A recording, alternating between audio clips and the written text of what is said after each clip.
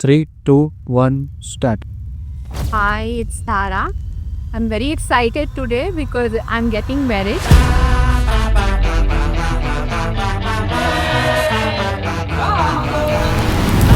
It's Dhari. It's a destination wedding, and I'm getting married to Umang. It's a love marriage.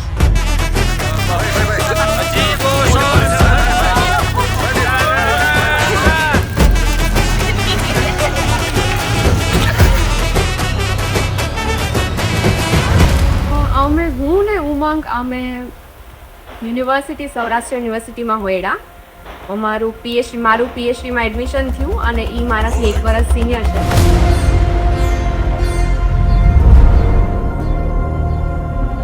મારા ગાઈડે મને first પર્સનને મળવાનું કીધું and that person was Umang. And at that time મને બિલકુલ hit નહોતું થયું. I was like casual person સાથે વાત કરતી એવી રીતે મેં ઉમંગ સાથે વાત કરી એન્ડ ધેન મારું એડમિશન થઈ ગયું અને અમારું બેનું શરૂ થયું.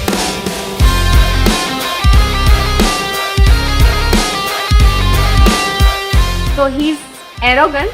એકચ્યુઅલી મને થોડો એરોગન્ટ લાગ્યો. સો આઈ વોઝ લાઈક અરે યાર આ છોકરો તો જો કેટલો એરોગન્ટ છે.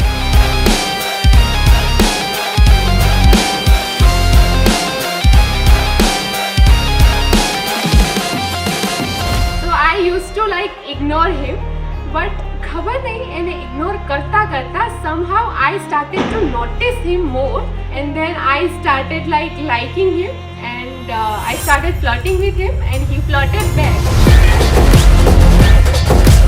He was committed from the day one. So એને મને કહી દીધું કે ધારા છો હું તો કમિટેડ છું અને આપણે એકદમ શ્યોર હોય તો જ આપણે કરીશું. મારે એવું કોઈ ફિલિંગ બ્લિંગ કરવું નહીં.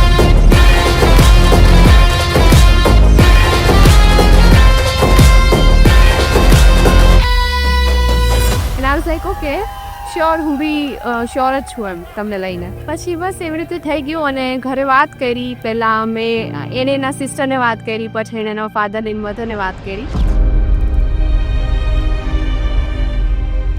એની side family was very happy. Now I was like અરે યાર મારી સાઈડ માનશે કે નહીં. એન્ડ ધેન મેં મારા મોટા સિસ્ટરને કીધું અને અમે લાભ પાછળના દિવસે એક સારું મુહૂર્ત જોઈ બધાને ભેગા કરી અને ઘરમાં કીધું એન્ડ બધાએ હા પાડી દીધી. એન્ડ વેરી સ્ટ્રેન્જ કે મારા ફાધરે મારા માથા ઉપર હાથ આપ્યો and he was like Veda તું ટેન્શન ના લઈશ, દુઃખી ના થઈશ, હું એકદમ ખુશ જ છું ને અમે બધા માની ગયા છે. આઈ વોઝ એક્સપેક્ટિંગ કે પપ્પા તો થોડા ગુસ્સે થશે, મમ્મી થોડા ગુસ્સે થશે, નહીં માને.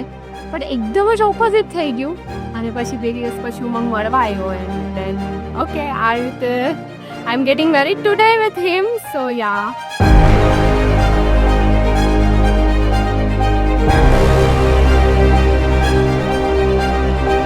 આજે એકચ્યુઅલી મારા માટે બહુ સ્પેશિયલ ડે છે કે આજે મારા મેરેજ બી થાય છે અને મિતના બી મેરેજ થાય છે. So it's a very big day for all the 4 of us and yeah I'm very excited and I wish them a very happy married life.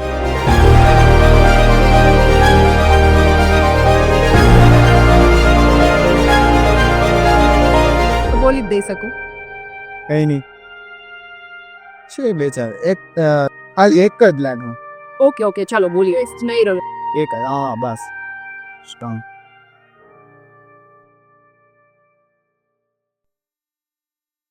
બોલું તો હમણાં થોડા દિવસ પહેલા મીતે મને એક ક્વેશ્ચન પૂછ્યો અને એને સેમ ક્વેશ્ચન ખુશીને બી પૂછ્યો હતો કે ગુડી તું આ ઘરમાંથી જ્યારે વિદાય થઈને જઈશ ત્યારે કોને તું સૌથી વધારે મિસ કરીશ. And I was like within a second કે પપ્પા. તો કે કેમ એવું તે મને કીધું પપ્પા એ કે બીજું કાંઈ તું મિસ નહીં કર. આમ લાઈક યાર હું 5 મિનિટે 10 મિનિટે પપ્પા આ કરી દો, પપ્પા ઓલું કરી દો, પપ્પા આની જરૂર છે, પપ્પા ઓની જરૂર છે. એક જ કંઈ બી હોય મારા મોઢામાં એક જ હોય કે પપ્પા પપ્પા પપ્પા પપ્પા.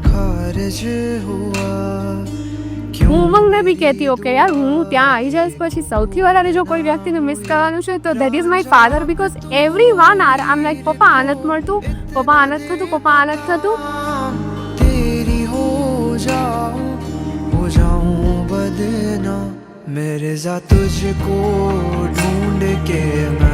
પપ્પાને હું સૌથી વધારે મિસ કરીશ. અને મમ્મી તો એ મારી સાથે બધી વાતો કરે, ટિપિકલ સોસાયટીની બધી પંચાતો મારી સાથે કરવાની. એટલે મારા મમ્મીને પંચાતું ચાલે. સાહેબા બન કે વારી વારી જા અને મમ્મી હંમેશા મને ટ્રોલ કરે, મને એમ કે આ તો છો આવી છે, વાયડી છે, તું તો સૌથી વાયડી છો ઘરમાં. એમ લાઈક હા હું છું વાયડી, હું નાની છું, હું તો રહેવાની જ છું. સો મમ્મી સાથેનું મારું બોન્ડિંગ એવું છે. હું મમ્મીને ખીજાઈ લઉં, મમ્મી મને ખીજાય, પછી મને વધારે ખીજાવું. મારે મમ્મી સાથે સૌથી વધારે ઝઘડા થાય, તો મમ્મી સાથેનું બોન્ડિંગ અત્યારે મારે સૌથી વધારે એવું છે. ढूंढ के मैं लाऊं मेरी दुनिया को तुझ पे ही लुटा दूं रांझना हीर बन के मैं मनाऊं साहिबा बन के वारी वारी जाऊं मेरे साथ तुझको ढूंढ के मैं लाऊं मेरी दुनिया को तुझ पे ही लुटा दूं